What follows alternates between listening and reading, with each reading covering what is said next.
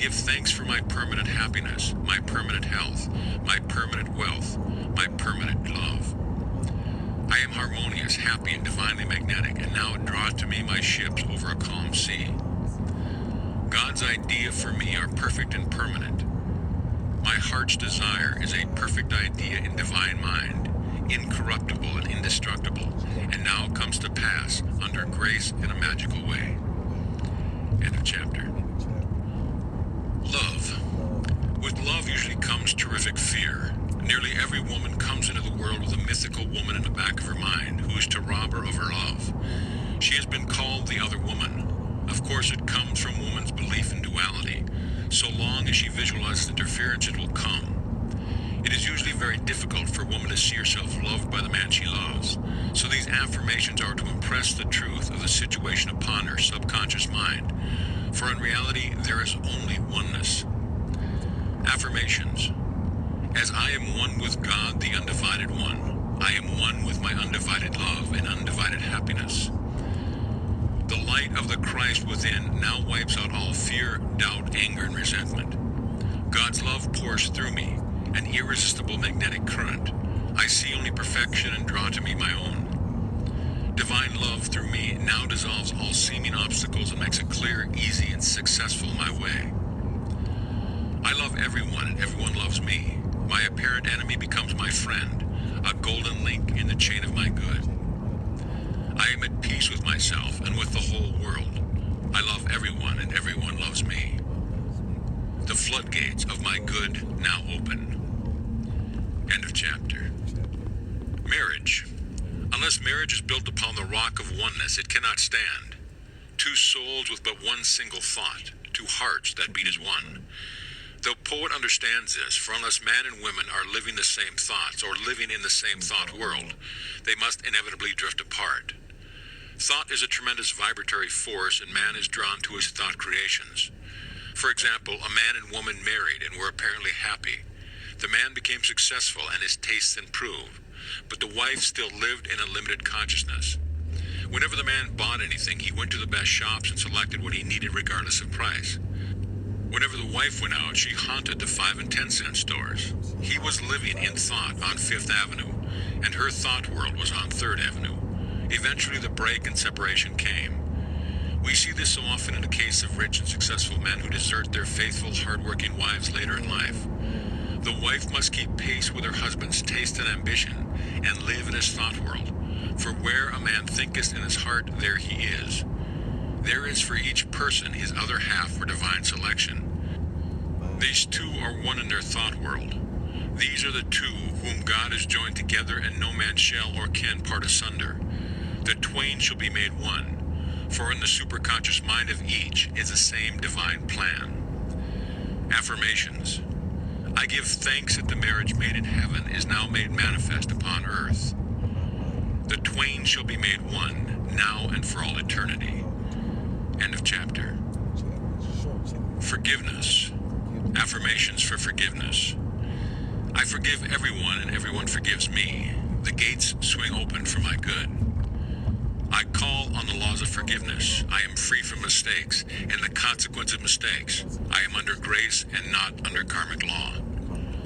Though my mistakes be as a scarlet, I shall be washed whiter than snow. What did happen in the kingdom never happened anywhere. End of chapter. Words of wisdom. Affirmations. Faith without nerve is dead. There is never a slip twixt the right cup and the right lip. Never look, or you'd never leap. God works in unexpected places, through unexpected people, at unexpected times, his wonders to perform. Power moves, but is never moved. Loving your neighbor means not to limit your neighbor in word, thought, or deed. Never argue with a hunch. Christopher Columbus followed a hunch. The kingdom of heaven is the realm of perfect ideas. It is dark before the dawn, but the dawn never fails. Trust in the dawn. When in doubt, play trumps. Do the fearless thing. It is the fearless thing that counts. Never do today what intuition says to do tomorrow. It's a great life if you don't reason. Regard your neighbor as yourself. Never hinder another's hunch.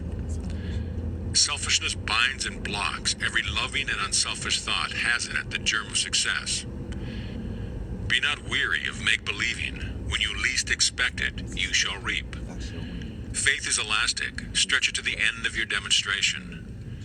Before you call, you are answered, for the supply precedes a demand. What you do for others, you are doing for yourself. Every act committed while angry or resentful brings unhappy reaction. Sorrow and disappointment follow in the wake of deceit and subterfuge. The wake of the transgressor is hard. No good thing will be withheld from him who walks uprightly. There is no power in evil, it is nothing, therefore it can only come to nothing. Fear and impatience demagnetize. Poise magnetizes. Drown the reasoning mind with your affirmation. Joseph clapped his cymbals so that he wouldn't hear himself think. All bondage is an illusion of the race consciousness.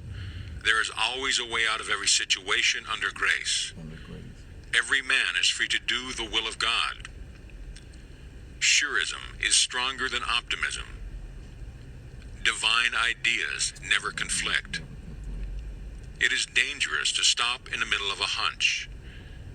Infinite spirit is never too late. End of chapter. Faith. Hope looks forward. Faith knows it has already received and acts accordingly. In my classes, I often emphasize the importance of digging ditches or preparing for the thing asked for, which shows active faith and brings a demonstration to pass. A man in my class whom I called the life of the party because he always tried to find a question I couldn't answer, but he never succeeded, asked, "Why is it then a lot of women who prepare hope chests never get married?" I replied, "Because it is a hope chest and not a faith chest." The prospective bride also violates law in telling others about it. Her friends come in and sit on the hope chest, and either doubt or hope she'll never succeed. Pray to thy Father which is in secret, and thy Father which seeth in secret shall reward thee openly.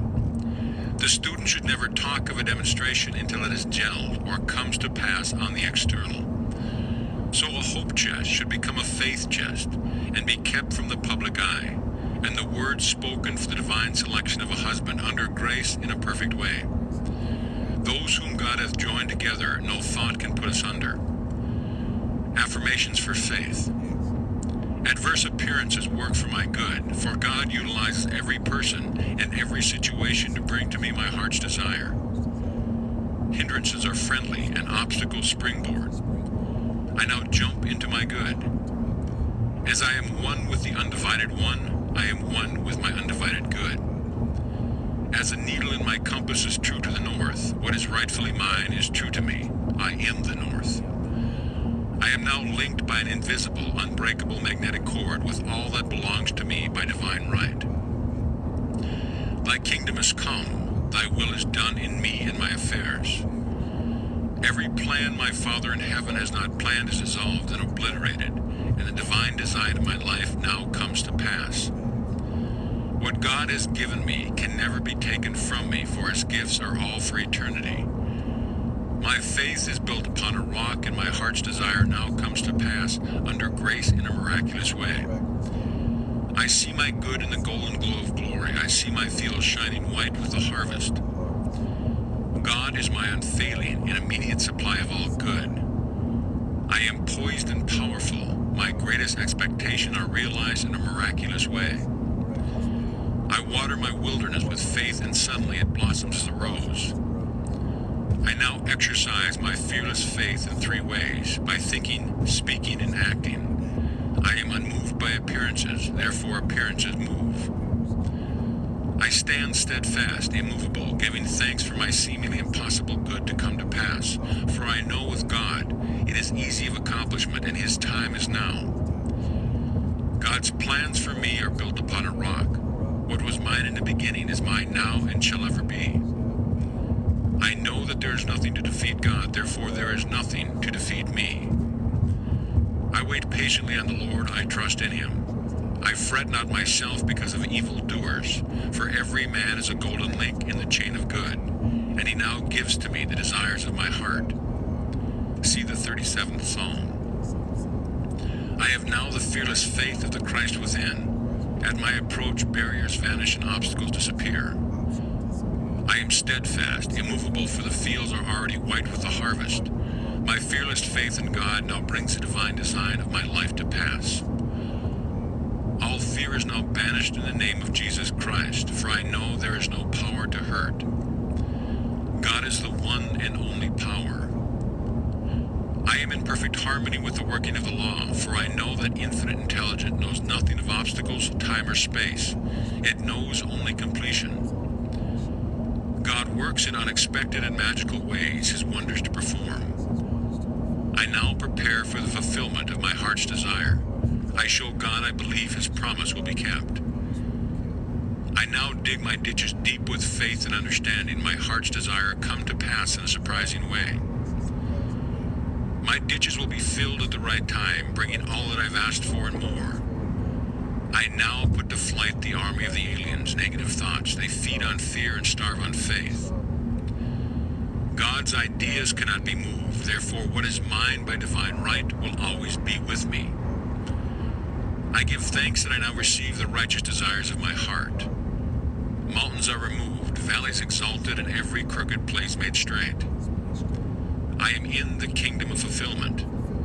I have perfect confidence in God, and God has perfect confidence in me. God's promises are built upon a rock. As I have asked, I must receive. Let me never wander from my heart's desire. I do not limit the Holy One of Israel in word, thought, or deed. With God, all things are easy and possible now. I now stand aside and watch God work. It interests me to see how quickly and easily he brings the desire of my heart to pass. Before I called, I was answered, and now I gather in my harvest in a remarkable way. He who watches over my heart's desire neither slumbers nor sleeps. Seemingly impossible doors now open. Seemingly impossible channels are free in the name of Jesus Christ. My good is a perfect and permanent idea in divine mind and must manifest, for there is nothing to prevent. I cast every burden on the Christ within, and I go free. End of chapter. Loss.